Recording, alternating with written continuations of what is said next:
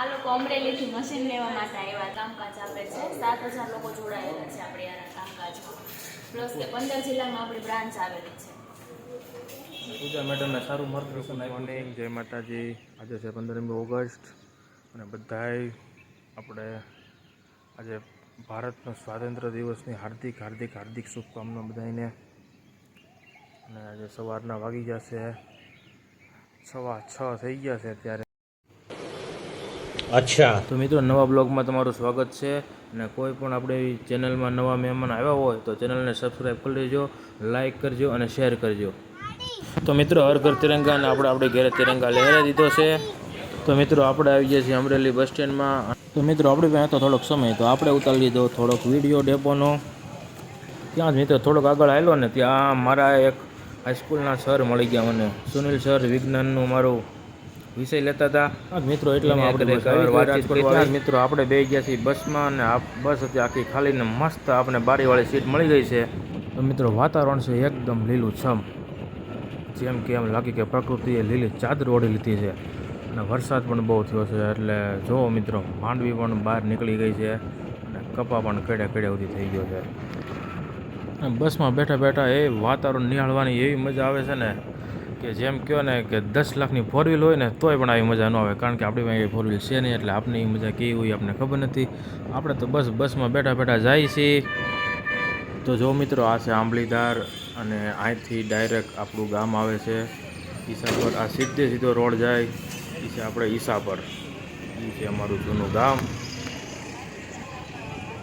તો મિત્રો હર ઘર તિરંગા એ તો એક નારો છે, પણ અત્યારે લોકોએ ખેતરમાં પણ એવા થાંભલા નાખી દીધા છે ને કે તિરંગા રંગ જેવા જ છે.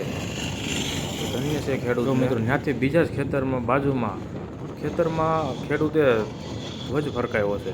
વાહ ભાઈ વાહ. મિત્રો હવે હું બેન કંટાળ્યો હતો બસમાં કે હવે રાજકોટ આવે તો સારી વાત છે, જલ્દી રાજકોટ આવી જાય. હવે ત્યાં તો મિત્રો બારીમાંથી જોયું ને તો હાજી ડેમ દેખાણો, રાજકોટની ધડકન એટલે હાજી ડેમ. દૂર સુધી બહુ પાણી ભર્યું હતું કારણ કે વરસાદ બહુ થયો છે અહીંયા. જોઈ લો મિત્રો ઠેક સુધી પાણી હાજી ડેમને કાંઠે લોકો દશામાની મૂર્તિ મેકી ગયા છે. અંદર પધરાવી પણ નથી અને બહાર રખડે છે. જુઓ મિત્રો આ એક વસ્તુ બહુ જ ખોટું છે. લોકોને શ્રદ્ધા અને વિશ્વાસ છે તો આવું શું કામ કરતા છે. મિત્રો કાંઠે પણ નથી મેકી અને બહાર મૂર્તિ મેકીને વહી ગયા છે દશામાની. આ લોકો શું કરી રહ્યા છે જુઓ તો ખરા મિત્રો. કોમેન્ટ કરીને જણાવજો કે આ વસ્તુ સારી છે કે ખરાબ છે. મિત્રો હવે આવી ગઈ છે હાજી ડેમ ચોકડી અને કંડક્ટર સાહેબે હાથ બારો કાઢ્યો છે એટલે નક્કી બસ રોકવાના થયા છે. હવે જો મિત્રો હાજી ડેમ ચોકડી તો આવી ગઈ પણ બસ પણ ઊભી રહી.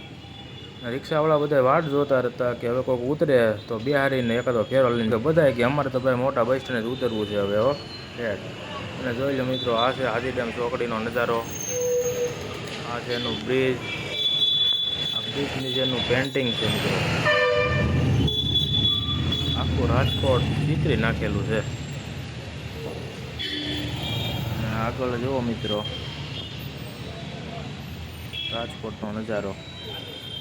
કંડક્ટર સાહેબે પાછો હાથ બારો કાઢ્યો છે. ત્યાં તો મિત્રો આવી ગયું છે સોરઠિયાવાળી સર્કલ એટલે રાજકોટની ધડકન. વાહ ભાઈ વાહ. ત્યાં એક બોર્ડ માર્યું હતું તિરંગા યાત્રા. ફાઇનલી આપણે આવી ગયા છીએ રાજકોટ.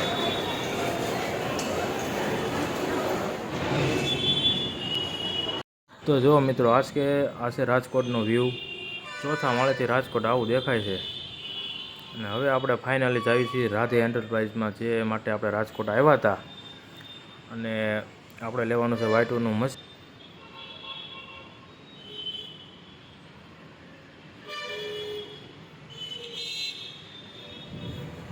તો મિત્રો વિડીયો છેલ્લે સુધી જોઈજો.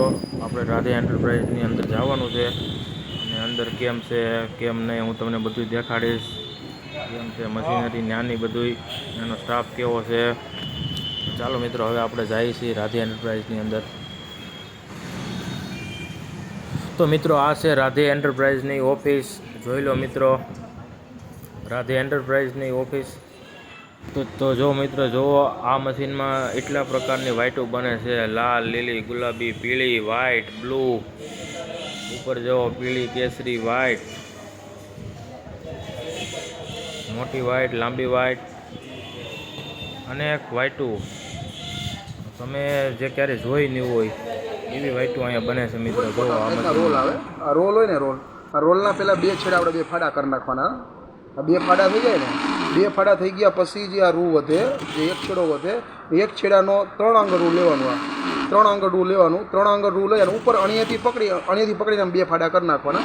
અને રૂ રહ્યું આપણે આમ ઉપરથી પકડવાનું, ઉપરથી પકડી અને રૂ ઉપર સોયની વચ્ચે અડાડવાનું અને જરીક અંગૂઠા આમ ઉપર લઈ લેવાનું. એકદમ વાઇટ પતલી ઉપરની દાંડી મેઇન જેને પતલી થાય, ઉપરની દાંડી એકદમ પતલી થઈ જાય આપણે, બરાબર.